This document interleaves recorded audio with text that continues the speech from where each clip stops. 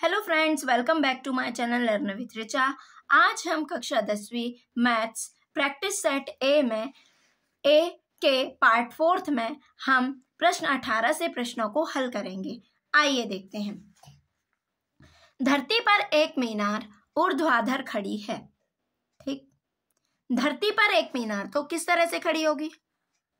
धरती पर एक मीनार ऊर्ध्वाधर खड़ी है। आइए देख, धरती पर एक मीनार कैसी खड़ी है? ऊर्ध्वाधर। ठीक, ये मीनार खड़ी है, इसको दे दिया ए बी। धरती के एक बिंदु से, ये है एक बिंदु से, जो धरती पर एक बिंदु जो मीनार के पाद बिंदु से, मीनार के पाद बिंदु मतलब निचला सिरा, कितनी दूरी पर है? धरती पर एक बिंदु है जो मीनार के पाद बिंदु से कितने मीटर की दूरी पर है? 15 मीटर की दूरी पर है। तथा मीनार के शिखर का उन्नयन कोण, शिखर ये है, मीनार के शिखर का उन्नयन कोण कितना है? 60 अंश है। तो मीनार की ऊंचाई ज्ञात कीजिए। ठीक, तो ये हो गया। आइए देखते हैं। तो लिखिए, माना कि मीनार की ऊंचाई, माना कि मीनार की ऊंचाई ए बी बराबर एच है। ठीक, BC बराबर क्या दिया हुआ है? 15 मीटर, है ना।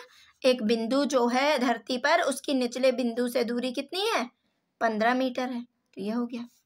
तथा उन्नयन कोण कितना है? ACB बराबर 60 अंश, यहां बन रहा है ना, तो ये हो गया 60 अंश। समकोण त्रिभुज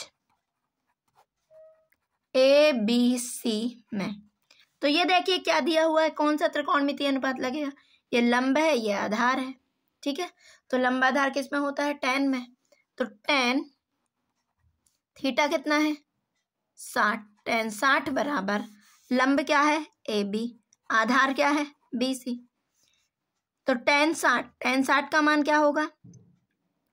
tan 60 का मान √3, AB का मान H, BC का मान 15। क्रॉस मल्टीप्लाई कर दो, ये क्या हो जाएगा? इसका इसमें गुणा होगा, 15√3 बराबर H, या H बराबर 15√3 मीटर। क्या हो जाएगी? अतः मीनार की ऊंचाई कितनी होगी? 15√3 मीटर। अगला प्रश्न है, आंधी आने से एक पेड़ टूट जाता है और टूटा हुआ भाग इस तरह मुड़ जाता है कि पेड़ का शिखर जमीन को छूने लगता है। इसके साथ 30 डिग्री का कोण बनाता है। पेड़ के पाद बिंदु की दूरी जहां शिखर, पेड़ का शिखर जमीन को छूता है, 8 मीटर है। तो पेड़ की ऊंचाई निकालिए। आइए देखते हैं। तो सबसे पहले किसकी बात आ रही है? एक पेड़, ये है पेड़। ठीक, AB। ठीक, आंधी आने से एक पेड़ टूट जाता है। ये आंधी आई, यहां सपोज यहां से पेड़ क्या हो गया? टूट गया, इतना भाग टूट गया। ठीक, टूट जाता है, और जब टूटेगा तो इसका टूटा हुआ भाग कहाँ आएगा? ये जो भाग है वो यहाँ आ जाएगा, यहाँ आ जाएगा ना, ये आ जाएगा यहाँ। जब पेड़ टूटेगा तो इसका भाग जो है इस तरह से झुकेगा, वो ये आ जाएगा, कर्णभुजा बनाएगा। इस मुड़ जाता है तथा पेड़ का शिखर जमीन को छूता है, ये छू रहा है शिखर। ठीक, जमीन को छूता है और इसके साथ 30 डिग्री का कोण बनाता है। कितने का? 30 डिग्री का कोण बनाता है। ठीक, पेड़ के पाद बिंदु की दूरी, ये है पेड़, ये निचला बिंदु है ना, इसकी दूरी जहां पेड़ का शिखर गिरता है ये, तो इन दोनों के बीच की दूरी कितनी है? 8 मीटर। ठीक, तो पेड़ की ऊंचाई ज्ञात कीजिए। पेड़ की ऊंचाई, तो हम इसको मान लेते हैं, बचा हुआ भाग H मान लेते हैं और टूटा हुआ भाग क्या मान लेते हैं? X। टूटा हुआ भाग क्या मान लेते हैं? X। तो ये भी X होगा ना, तो कुल पेड़ की ऊंचाई क्या हो जाएगी? H धन X, H धन X। पेड़ की कुल ऊंचाई मान लेते हैं H धन X। ठीक, अब ये H धन X है, ये बची कितनी? H, टूटा हुआ भाग X, तो जब ये मोड़ा तो ये भी क्या हो जाएगा? X। ठीक, ठीक है ना, इस तरह से। तो लिखिए माना कि इसको दे देते हैं C, इसको दे देते हैं T। माना कि पेड़ की ऊंचाई AB बराबर H धन X है, ठीक है ना।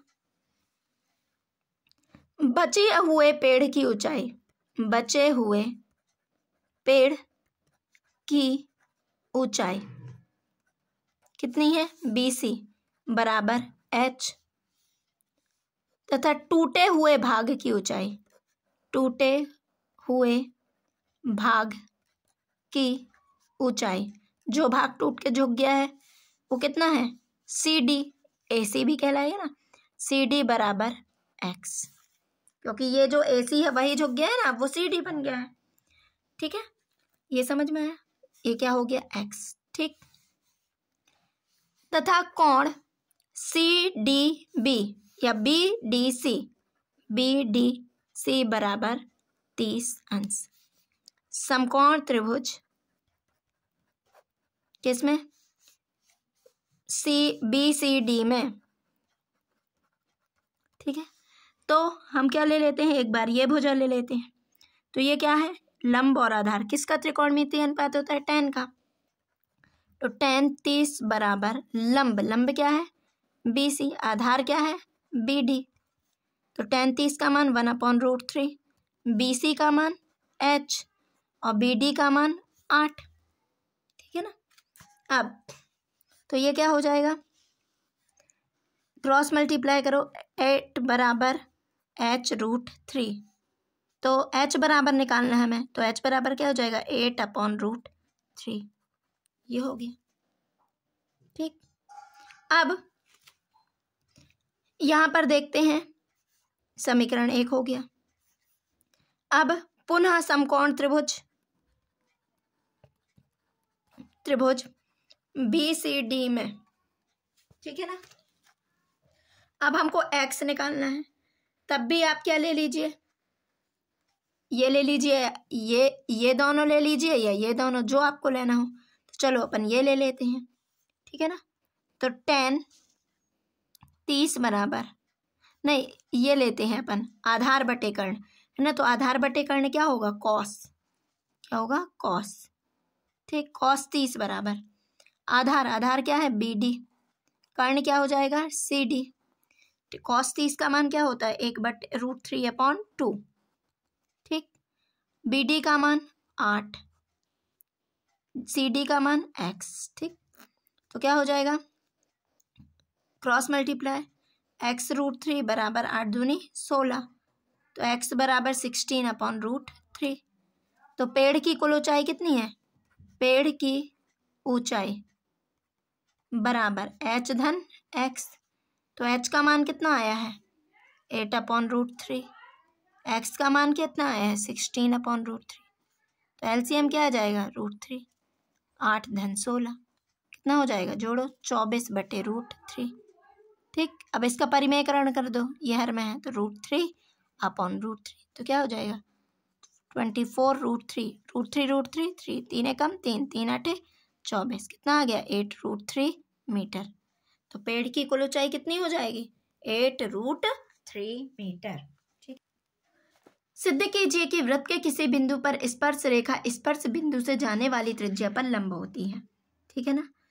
तो ये मैंने अपनी लास्ट वीडियो में वृत्त अध्याय 9 वृत्त में निदानात्मक कक्षाओं हेतु मॉड्यूल के प्रश्नों में ये प्रश्न भी शामिल है, तो आप वहां जाकर देख सकते हैं। अगला प्रश्न है, दो समकेंद्री वृत्तों की त्रिज्याएं 5 सेंटीमीटर और 3 सेंटीमीटर है, तो बड़े वृत्त की उस जीवा की लंबाई ज्ञात कीजिए जो छोटे वृत्त को स्पर्श करती है। आइए देखते हैं। तो दो समकेंद्री वृत्तों की त्रिज्याएं, समकेंद्री यानी जब दोनों का केंद्र क्या होगा, एक ही होगा। तो दो समकेंद्री वृत्तों की त्रिज्याएं कितनी है, 5 सेंटीमीटर और 3 सेंटीमीटर है, ठीक। तो 5 सेंटीमीटर और ये हो गई 3 सेंटीमीटर, ठीक। 5 सेंटीमीटर और 3 सेंटीमीटर है ये, ठीक। त्रिज्या, ये भी त्रिज्या, ये भी त्रिज्या, ये खींचिए। 5 सेंटीमीटर, बड़े वृत्त की त्रिज्या कितनी है 5 सेंटीमीटर, छोटे वृत्त की त्रिज्या कितनी है 3 सेंटीमीटर। तो बड़े वृत्त की उस जीवा की लंबाई ज्ञात कीजिए जो छोटे वृत्त को स्पर्श करती है, ठीक। तो क्या बड़े वृत्त की त्रिज्या बराबर, ठीक है ना, बड़े वृत्त की त्रिज्या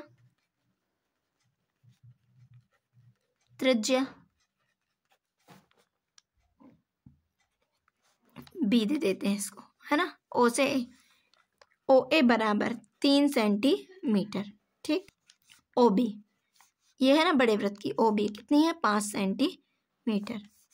छोटे वृत्त की त्रिज्या, वृत्त की त्रिज्या ओ ए बराबर ओ से ए कितनी है 3 सेंटीमीटर, ठीक।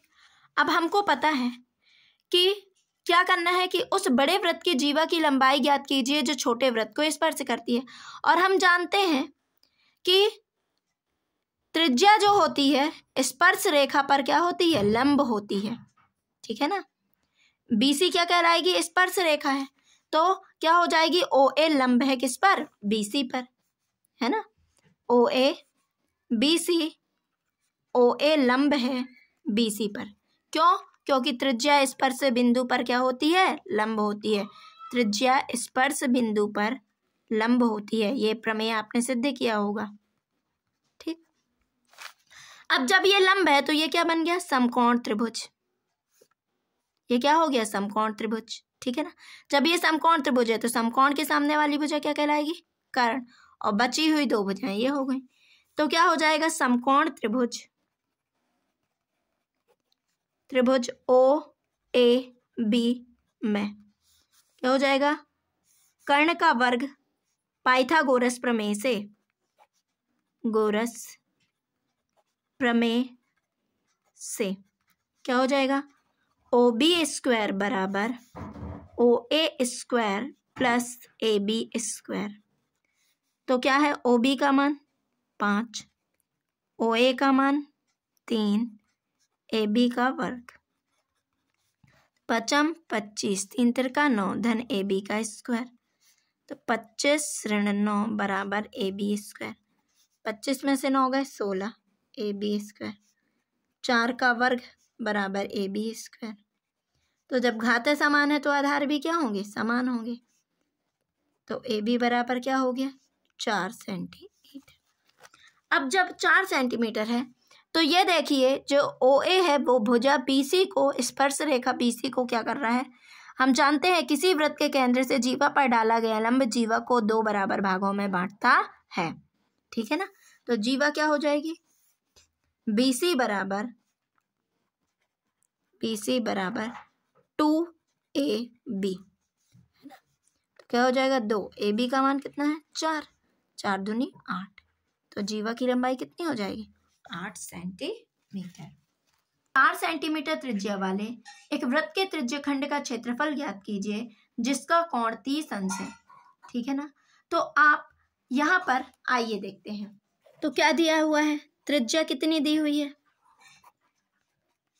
4 सेंटीमीटर, थीटा कितना है 30 अंश, क्या निकालना है, त्रिज्यखंड का क्षेत्रफल, है ना। त्रिज्यखंड क्या कहलाता है, वृत्त की 2 त्रिज्या और चाप के बीच का क्षेत्र, त्रिज्यखंड। ये कितना है 30, ये कितनी दी हुई है 4 सेंटीमीटर, तो त्रिज्यखंड का क्षेत्रफल बराबर क्या हो जाएगा, क्या होता है, थीटा बटे 360 गुणित पाई आर स्क्वायर। थीटा का मान कितना है 30, 360, पाई का मान 22/7, आर का मान 4 का वर्ग, तो 30/360 गुणित 22/7 गुणित 4 गुणित 4, 3 एकम 3, 3 एकम 3, 3 दूनी 6, 4 एकम 4, 4 तिया 12, और कट रहा है क्या, नहीं कट रहा, चलो गुणा कर दो, 4 दूनी 8, 4 दूनी 8, 7 तिया 21 सेंटीमीटर स्क्वायर, ये आंसर हो जाएगा। अगला प्रश्न है, एक वृत्त के चतुर्थांश का क्षेत्रफल ज्ञात कीजिए जिसकी परिधि 22 सेंटीमीटर है। तो फ्रेंड्स, ये वाला प्रश्न मैंने अर्धवार्षिक परीक्षा के पेपर में करवाया है, तो आप वो वीडियो डली हुई है अर्धवार्षिक परीक्षा प्रश्न पत्र सॉल्व, तो आप वहां पर जाकर देख सकते हैं। आप मेरे साथ इन सभी प्रश्नों का ज़्यादा से ज़्यादा अभ्यास कीजिए और मेरे चैनल को ज़्यादा से ज़्यादा लाइक, शेयर एंड सब्सक्राइब कीजिए। Thank you for watching.